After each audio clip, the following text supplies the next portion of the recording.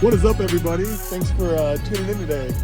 We're here with my buddy John, and he's got this super rad twin turbo V6 Cadillac ATSV, something I didn't even know existed. I thought all these were supercharged. No, there's only 4,200 ever made in existence from 2016 to 2019, so you don't really see a whole lot of them. And I every time I see this like specific model, I think the body lines are super cool, and I've always kind of like it's always been kind of confusing to me that these aren't more popular. Now, so GM decided to go with the CTSV, the big brother, obviously, big V8 supercharged. That's the one everyone went with. GM pushed that one. This one was built more for track road course, so it handles a lot better. A little bit down on the power, but better weight distribution. And so it's just kind of GM decided to push that one, and then obviously kill that one off now. And now you're into the CT5s, and technically the CT4V Blackwing carries the same motor. So. Oh really? Yep. I like the Blackwings. The new Blackwings have the supercharged. Yeah, the CT5 does, and then if you do the CT4V, it's actually a smaller motor. But if you do the V Blackwing, then you get the LF4 twin turbo V6. So. That's cool. Are these carbon accents? Are these factory, or is this aftermarket? Technically it is. They offered a carbon fiber package that this one did not come with, so I ended up slowly piecing it together. But I mean, from GM, the front lip's $2,300. Woo! So I bought one used that already someone had curbed. It was like, sweet, $200, I don't care. Dude, Skyline, that's got Skyline prices. You want to pop the hood? Sure. So what's funny is you popped the hood before now, and I've seen inside here. What's funny is there's definitely room for a V8. They left some space. Super minimal, nothing too crazy, but really clean. I like this a lot. So what all do you have done to this? Just a cold air intake and a tune from Justin Smith, which is one of the leaders in this platform. There's really only two tuners that touch these cars without blowing them up. It's Justin Smith and Tap Out Tuning. And I went with him, did a remote tune, and he got me up to about that 460, 500 wheel horse. So I honestly, I tell people all the time, 500 wheel, you don't need more than that. Like 99% of the time, you don't need that. I mean, you'll beat most cars that have 500 horsepower. Yeah, I've raced 600cc bikes from 0 to 80 and still spank them. Yeah, that's my favorite. I love it. They get so mad, but then they smile because they respect it. So. Yeah, I mean, when they get beat, and then their friend on the 1,000 comes and just dusts you. Yeah. But then you still smile because you still beat the 600. Yeah, and like your life expectancy is still pretty high. Yeah. I've reviewed some Japanese cars, and they're not made for big Americans. I have a feeling this car is going to be very comfortable for being 6'4". Ooh, these are comfortable seats. Should be nice and quiet. Yeah, this thing's clean. Really quiet. Like whisper quiet.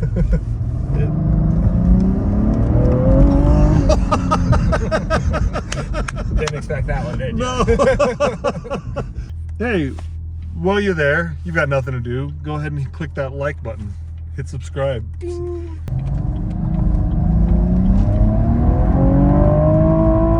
All right, that's enough. That might be a cop. Nope, we're good. All right. So, really quiet. Really like reserved. Yes. You're married? Yes. What does your wife feel about this car? Hates everything about it. Are you serious? Every single thing about it. So I'm married to a Thai woman. Okay. Which in Thailand everyone rides motorcycles and they're always into like big fast cars. Yeah. She hates anything that goes faster than 2 miles an hour. Dang. Hates bikes, hates this car. Like we went on a motorcycle ride once and the whole time she's just pounding my back to slow down. I was doing 20 miles an hour. You're like, babe, we're gonna get rear-ended. Yeah, pretty much. So you used to be into sport bikes. Used to be, yes. Yeah. So what's the story of the sport bikes? Like what did you have?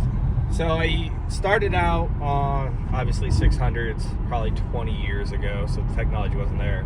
Eventually worked all the way up to a 2019 Pinegal V4, and then started modifying the crap out of it, and then started racing actually partly down at UMC. Oh, cool. And then, like I said, the bike is just so expensive. I mean, cars are expensive, bikes are expensive. It's just the price we pay, I guess. Well, and the the danger of a bike is way more than the danger of a car. Yes, people just don't really pay attention anymore, unfortunately.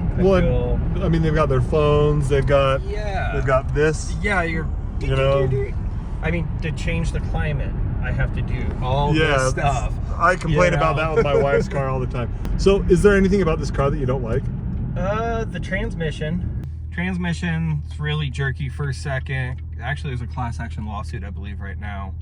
And then this Q infotainment center is really just not the best quality.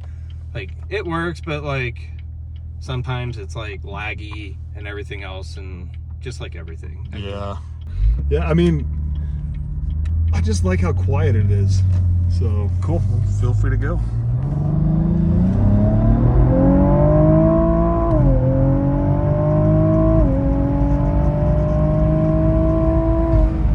There we go.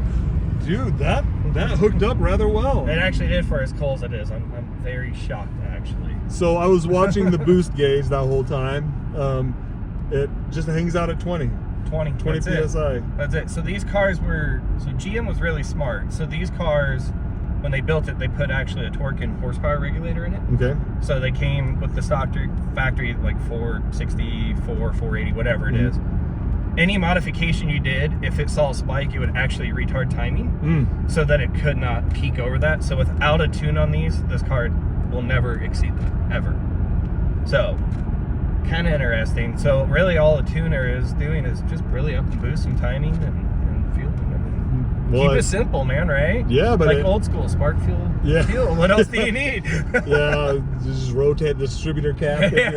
Oh, turn 100 degrees there, Donnie. Yeah, it's wild. What really is attractive to me about this car is just how quiet it is and how good of a ride it is. So this is in sport mode right now. So if we go up, this will be touring mode. So this is just your normal caddy mode.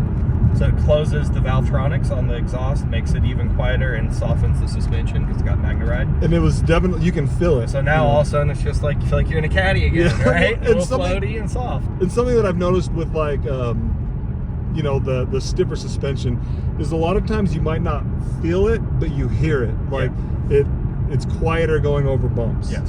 So what was your first dream car?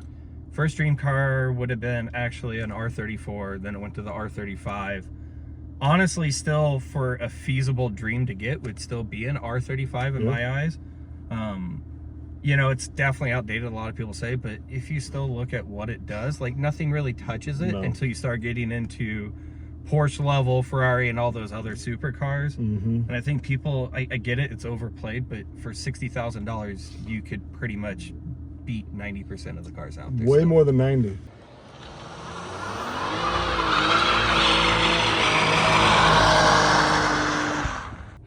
So we got the Cadillac, which is cool. It's got the heads-up display, which I wasn't expecting, which is super cool. Does it have a shift light or anything up there? Yeah, so you can actually see the RPMs. It won't shift light, but you can at least still see them. And that's so cool. The next modification I'm doing in the process of doing is, so the CTSV has a digital cluster. And so I'm actually in the process of buying that and getting a swap done on it. Oh. So I'll have a digital cluster next time you see me. That's awesome. This Alcantara steering wheel is super nice. Yep. So would you like to go in sporty mode? Oh yeah, that's a difference. That's your transmission there. So now it'll stiffen up all your steering, suspension, everything. And I left all the nannies on for you, so you don't have to worry about it too much. Oh, good. Do you typically use the paddles? I don't. It's not a DCT, so it lags too much. So that makes sense. That's what Chevy needs to figure that out. Because I don't even think, I think that the C8 has an automatic as well. I don't think it's a... Yeah, it's just I think it's still the same transmission that this one has, just a little bit different. Do you have any future plans for this car?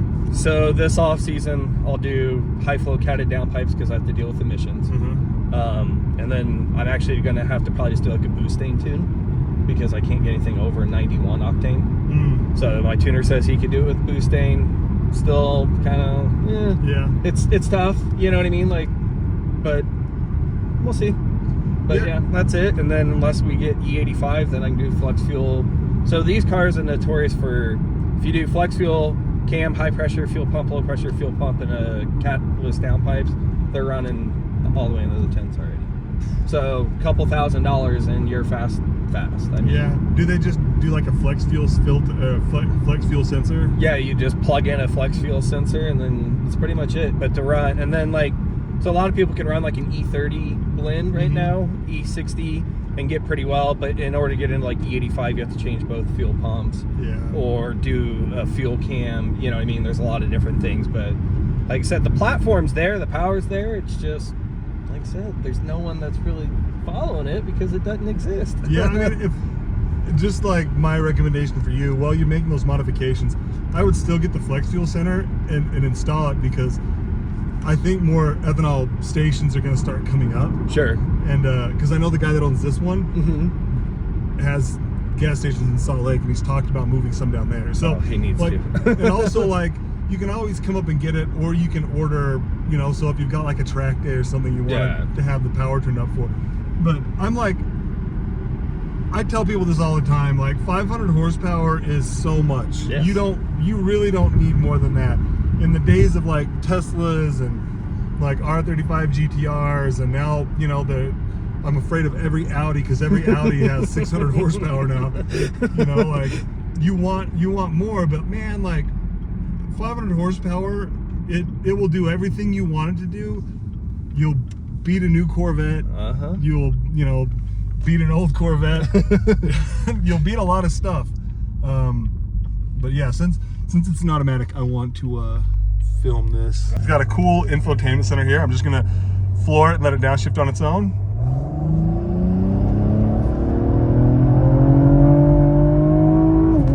Whoa, that was a spicy shift.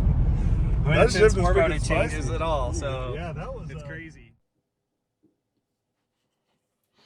Yo, so at the end of that poll, John accidentally quit recording, so we're missing a bunch. So I didn't have an outro for this video, and I didn't realize it until I started editing it. So my impressions of that car is that it's rad. I would totally own one. I'd probably get the V8, just the more power potential, but honestly, it handled so good. It was so comfortable inside. I really look forward to having more Cadillac content on the channel, because Cadillacs are like painfully underrated. But thank you all so much for hanging out. Coming up, we've got an MR2, we've got a Hellcat. I might be racing that Hellcat if we can make it to Mexico this weekend. So just stay tuned. And also, like always, if you would like one of your cars in one of these videos, please hit me up, slide into my DMs on Instagram. It's just right here. And let me know you want to be on the channel, and let me know what you got. Anyways, thank you guys so much. Happy holidays.